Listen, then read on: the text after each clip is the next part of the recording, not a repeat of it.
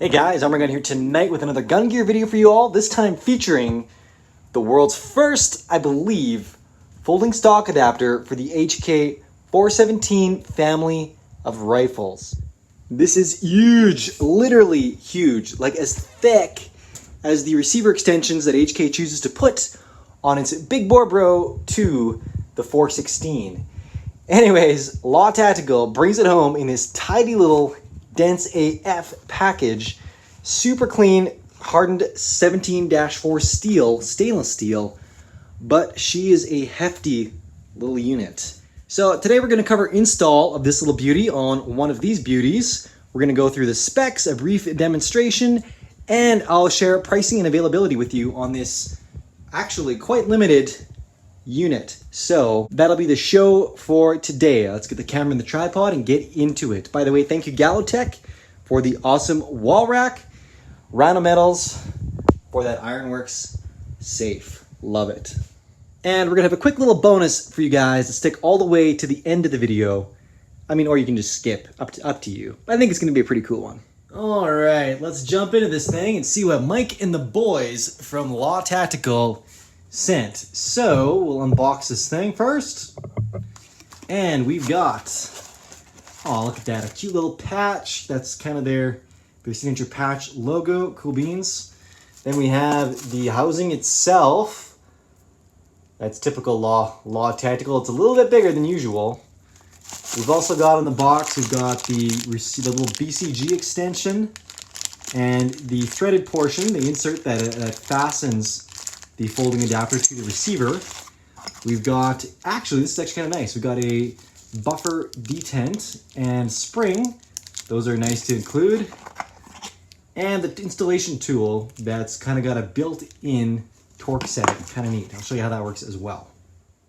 Okay, so first things first, you have to take apart this button assembly because in order to install this to the rear of the receiver via this extension, it will not fit through here. This little button just has a little bit of a lip and it just will not allow it to pass. And believe me, I tried, because to get this button assembly out, you have to get rid of this little Allen guy, and that happens to be a 9/64 inch Allen key, which is just the one size in SAE or metric conversion that I do not seem to have in any of my toolkits or the little bucket of random Allen keys that seem to get included with every single AR part you buy. So, Mike, thank you for all the cool stuff you sent along with it. I would love if these eventually came with a little Allen key to assist, because for me, there was the show has to go on. I have to find a way, because this video is going live in the morning. But I used a less than conventional means to get it done, and thankfully did not damage anything. But yeah, we found a way. Anyways, let's throw it on that HK417, because that is the only one of the three whose castle nut I was able to get off. The other ones are on there a little bit too hard. If you guys are watching me on social media, I posted just a little story about me trying to bust out the stakes because I do not have the proper vice block to get those off. So that's one thing to consider with the HK417, is your conventional AR tools are not going to work for that thing. So anyways, might want to take it to professional. If not, maybe my do-it-yourself video will kind of help. Definitely just fighting with those stakes, because you don't want to damage your 417 or equivalent receiver. All right, so I got my wall a little bit rearranged here just to hold the gun in kind of the money spot here for you guys all to see. I definitely love how quick and easy this Galotech wall system is to configure. Anyways, let's get this stock off. It's kind of step one. Pull that off, pull it down and out. HK stock off. Now, again, my pre-loosened castle nut, we'll just spin that off. Your end plate can come forward. Now, we probably should take the upper off, because we got to spin this thing off, and that's going to have the buffer tube flying out. So let's get that off nicely now. All right, first things first, let's pull out that buffer and spring so that it's not in our way. All right, and fun fact, this detent is actually contained, and as I lose my other spring, through this little side pin, which is pretty cool. So that's not going to actually fly out. It's not going anywhere. So now we can just spin this guy out. All right, getting this guy out. Off camera, my little trick. Not recommended, but it works in a bind. So this comes apart under spring tension.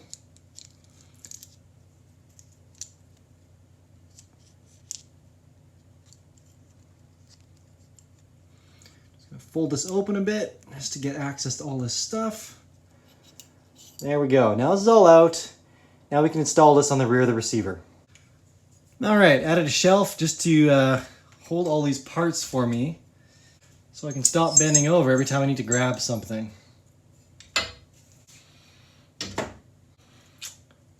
Just gonna perch that there. Oh, so good. Alrighty, so we've got our lower. We're gonna grab our housing. I just noticed it's got a little boss right there that's gonna fit into this slot here just for proper alignment. Okay, now that's aligned. We're gonna grab our insert, stick that down there. All right, we're just gonna kind of hold that in place and then get our tool, installation tool, and just start threading this in. Just be careful, just gotta make sure those threads engage with the receiver extension. You might need to move it around a little bit so that those align properly. Once you got it started, it's pretty simple. You just continue to thread that in.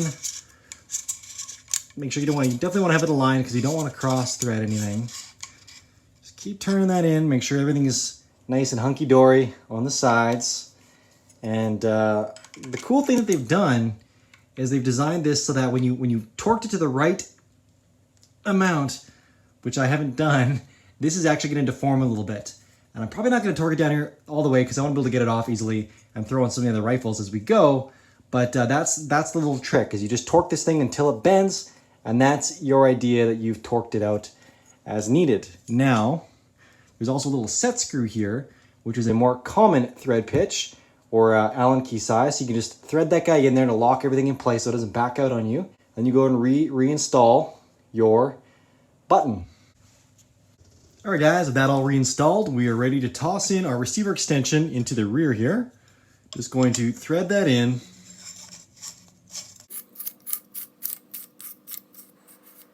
So let's toss in this guy they sent. Thread this guy the rest of the way in until she catches. There we go. Full rotation on it. Slide in that end plate. And snug down your castle nut. PWS, I'm still waiting for you guys to make a ratcheting system for the 417. Take these guys' lead, do some cool stuff. Guys will probably support it. All right, we can toss the buffer and spring back into the newly installed receiver extension on the Law Tactical. Not sure how this little guy is going to hold up to what is typically a much beefier HK buffer detent, which is known to take the abuse of that short stroke operating system, putting an extra pressure on the on that there. But we'll see. We'll see. All right, upper and lower reattached. Press the button here. Fold this guy open. Now, I'm just gonna pop out the bolt ever so slightly. Pop it out.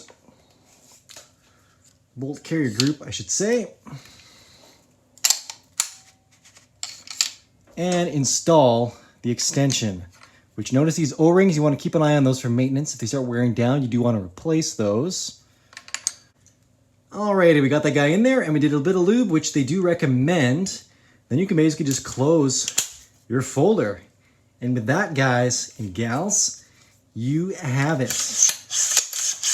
She's functioning beautifully. Threw that big beefy stock back on there, give her a quick function check, but she's looking great. Oh, and she is cycling smooth. Oh,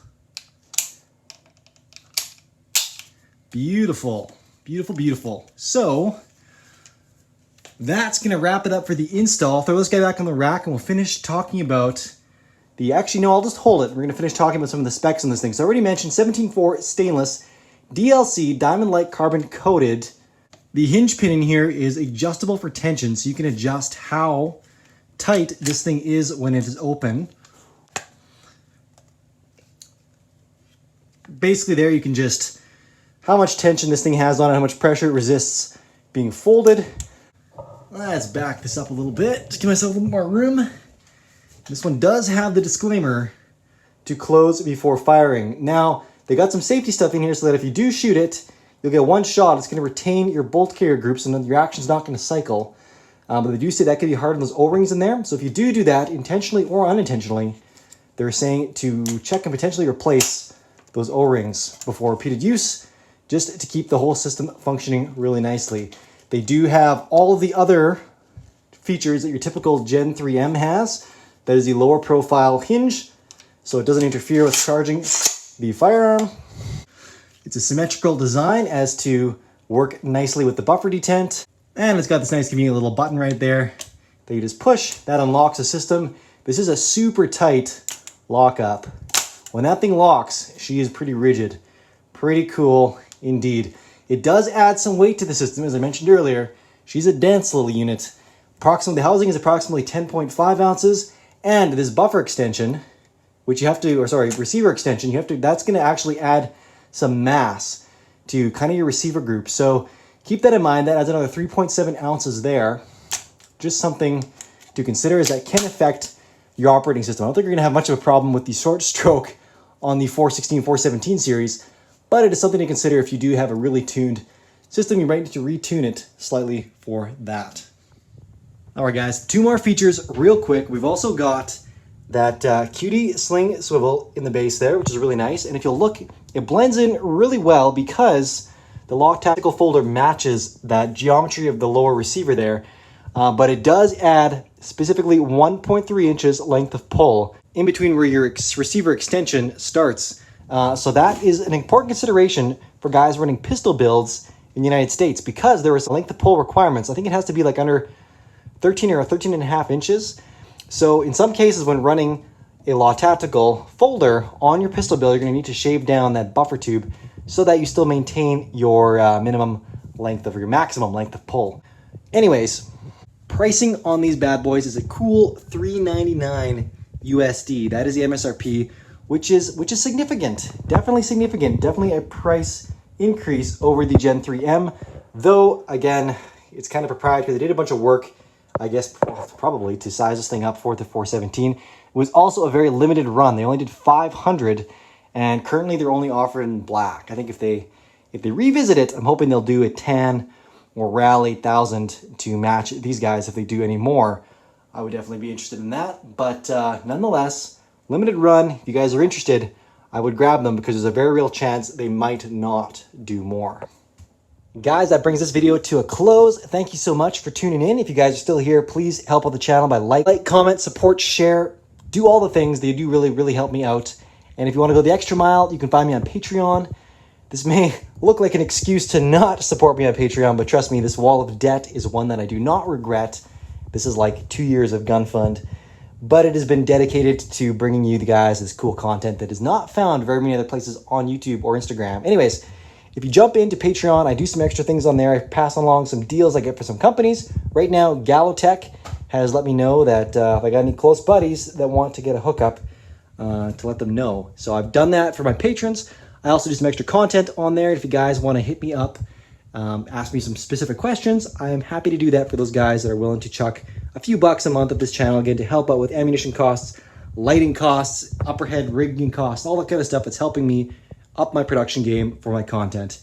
And as that final bonus for you guys that stuck around to the end, I'm just going to go through really quickly and name each gun on this wall. So we have an HK MR308A3, noted by the Ambi selected there, really nice. You can also throw these guys on safe, even though the trigger is already down. Definitely like that. We got a Zero Compromise Optics 420 up top. That's the 20-inch, by the way. 20-inch 308. Then here we got the 12.5 or 12-inch, the Assaulter version of the HK 417 with the GLM, the XM 320 model of 40 mil. That guy is definitely a good time. Anyways, moving on down, we've got the G28. This has a 16.5-inch barrel. Looking mighty fine with that Schmidt & Mender 4HK. It's a PM2 3 to 20. Nice illuminated reticle there in the Raleigh 8000. Got an FNPS 90, 5.7 by 28. We got a shorty SIG MPX. Got this short barrel kit in here. Really digging that with a Landtag Dragon for the MPX muzzle device. Up here we got a Knights Legacy 16-inch gun with an Elcan Spectre DR on it. That guy's in their taupe color painted. Up front, we've got the CAG clone. I'm doing a video on this thing real swift. This is another MR223A3. This is the 11-inch barrel. In behind, we've got another MR223. This one with a 14.5, 416 upper. In behind that, we got a Knights SR15 with their 14-inch new URX4 handguard. Not a really slick system, super soft shooting. And lastly, over here in the corner, we got a Keltec KSG. Did a video series on those things really recently. They're really slick little shotguns. Definitely recommend checking those out. Keltec now has those back in stock. Anyways, that's it for the show. Thanks a ton, guys. Arm and Gun, out.